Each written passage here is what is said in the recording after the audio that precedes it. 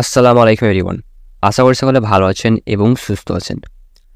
So as usual আজকে আমরা 4টে important structures নিয়ে আলোচনা করব। অ্যান্ড আশা করি আমার সকল স্ট্রাকচারস ক্লাসগুলো আপনাদের খুবই ভালো লাগছে।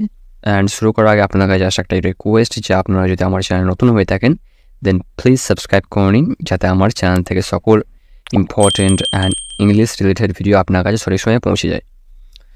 সো চলুন শুরু করা যাক আজকে আমাদের এই ক্লাস। সো আমরা আজকে প্রথম যে স্ট্রাকচার দেখব সেটা হতে চলেছে, আমরা যখন বাংলায় বলে থাকি যে প্রথম কথা হলো তোমার আসার প্রয়োজন নেই। প্রথম কথা হলো তোমার আসার প্রয়োজন নেই।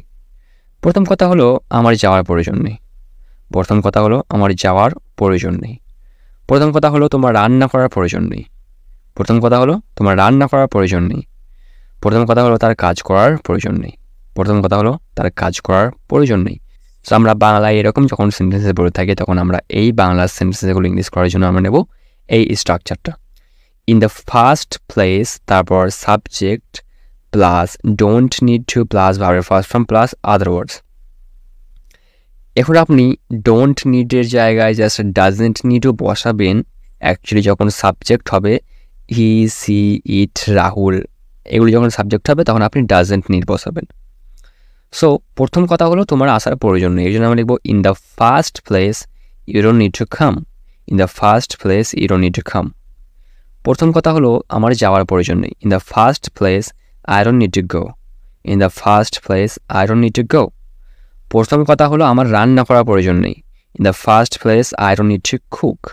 In the first place I don't need to cook. প্রথম কথা হলো তার কাজ করার প্রয়োজন নেই। In the first place she doesn't need to work. In the first place she doesn't need to work. এখন সি যেহেতু আছে সেখানে আমরা ডাজেন্ট অ্যাড করেছি। সো এরকমভাবে আপনি সেন্টেন্সেস ক্রিয়েট করতে পারেন। অ্যান্ড যেহেতু আমরা জাস্ট এখানে ইন দ্য ফার্স্ট প্লেস এরপর subject plus don't need to or doesn't need to plus আর first form plus other words এটা বসিয়েছি। অ্যাকচুয়ালি আপনি ইন দ্য ফার্স্ট প্লেস এটার সাথে অন্যান্য স্ট্রাকচার ব্যবহার করতে পারেন অ্যাকচুয়ালি। যেমন এই সেন্টেন্সগুলো দেখে নিন। অ্যাকচুয়ালি প্রথম কথা হলো আমি যাব না।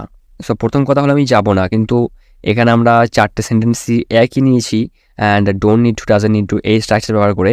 প্রথম কথা হলো আমি যাব না, কিন্তু প্রথম কথা হলো এর জন্য আমরা বলবো in the first place, and আমি যাব না এর জন্য একটা আলাদা স্ট্রাকচার ব্যবহার করতে হবে আমাদেরকে। ডোন্ট নিড টু অথবা ডাজেন্ট নিড টু এটা তাহলে হবে না। সো আমাদেরকে বলতে হবে in the first place I won't two go. In the first place I won't to go. তারপর লিখবো আমরা প্রথম কথা হলো তুমি এসো না। এটাও কিন্তু একটা আলাদা স্ট্রাকচার, তুমি এসো না। সো এর জন্য আমরা লিখবো in the first place you don't come. In the first place you don't come. And আর একটা সেন্টেন্স দেখে নিন যে প্রথম কথা হলো তোমার ক্ষমা চাওয়া উচিত। সো এটাও একটা উচিত টাইপের সেন্টেন্সেস, এটা একটা আলাদা structure. So in the first place you should apologise. In the first place you should apologise. সেরকমভাবে আপনি সেন্টেন্সেস ক্রিয়েট করতে পারেন অ্যাকচুয়ালি। সো এটা আমাদের প্রথম ইম্পর্টেন্ট স্ট্রাকচার। আসলে আপনাদের খুবই ভালো লেগেছে।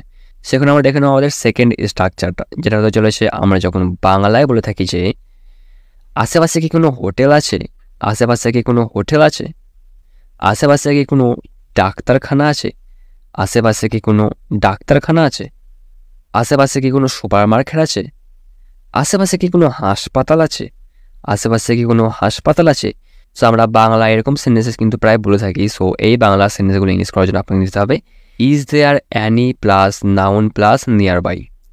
সে কোন আশেপাশে কি কোনো হোটেল আছে, এর জন্য আমরা লিখবো is there any hotel nearby. Is there any hotel nearby. আশেপাশে কি কোনো ডাক্তারখানা আছে।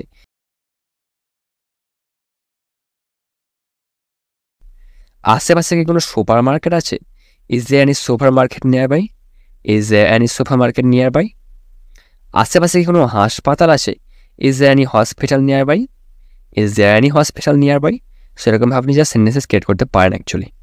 সো এই থেকে আমাদের আজকে second important structure, and I hope that you really liked. সেখানে দেখুন আমাদের থার্ড ইম্পর্টেন্ট স্ট্রাকচারটা, যেটা হতে চলেছে আমরা যখন বাংলায় বলে থাকি যে সে কিছুক্ষণের জন্য থাকবে। সে কিছুক্ষণের জন্য থাকবে। তারা কিছুক্ষণের জন্য ঘোরাঘুরি করবে। তারা কিছুক্ষণের জন্য ঘোরাঘুরি করবে। সে কিছুক্ষণের জন্য রেস্ট করবে। সে কিছুক্ষণের জন্য রেস্ট করবে। আমরা কিছুক্ষণের জন্য চ্যাট করব। আমরা কিছুক্ষণের জন্য চ্যাট করব। সো আমরা বাংলা এরকম সেন্টেন্সে যখন বলে থাকি তখন এই বাংলা সেন্টেন্সগুলো ইংলিশ করার জন্য আমরা নেব জাস্ট সিম্পল একটা structure and that's gonna be future indefinite plus for a while.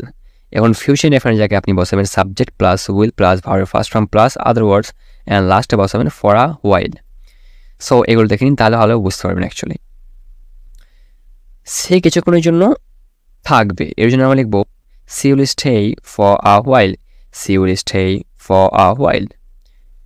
তারা কিছুক্ষণের জন্য ঘোরাঘুরি করবে, they will travel for a while, they will travel for a while. সে কিছুক্ষণের জন্য রেস্ট করবে, he will rest for a while, he will rest for a while. আমরা কিছুক্ষণের জন্য চ্যাট করব, will chat for a while, will chat for a while. So এরকমভাবে আমরা সেন্টেন্স ক্রিয়েট করতে পারি। অ্যান্ড এখানে যেহেতু আমরা সাবজেক্ট নিয়েছি, উইল নিয়েছি অ্যান্ড ভার্বের ফার্স্ট ফর্ম নিয়েছি, তারপরে ডিরেক্ট আমরা ফর আ হোয়াইল বসিয়ে দিয়েছি, কিন্তু স্টে এর পর যে অ্যাকচুয়ালি অন্যান্য শব্দ আর কিছু আমরা নিইনি।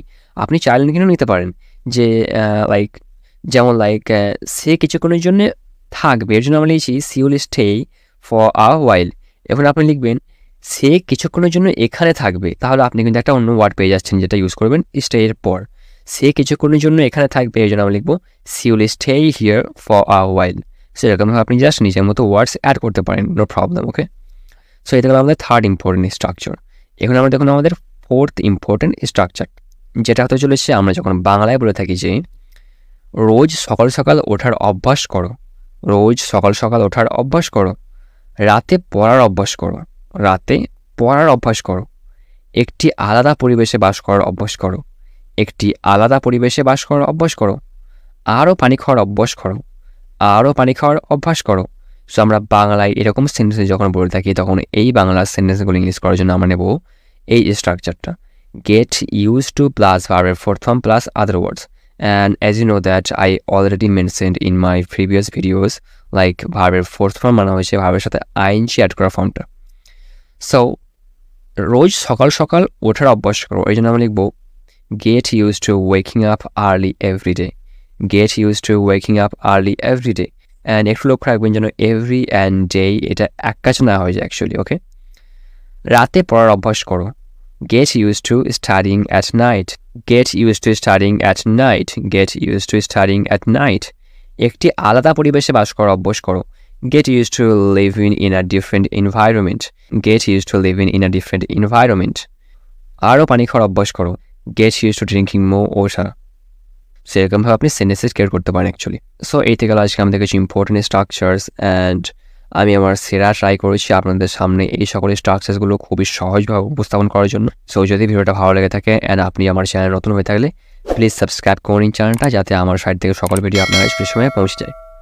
সো ভালো থাকবেন এবং সুস্থ থাকবেন, আবারও দেখা হবে নতুন কিছু ভিডিওর সঙ্গে। Till then take care of yourselves brothers and sisters, and bye by.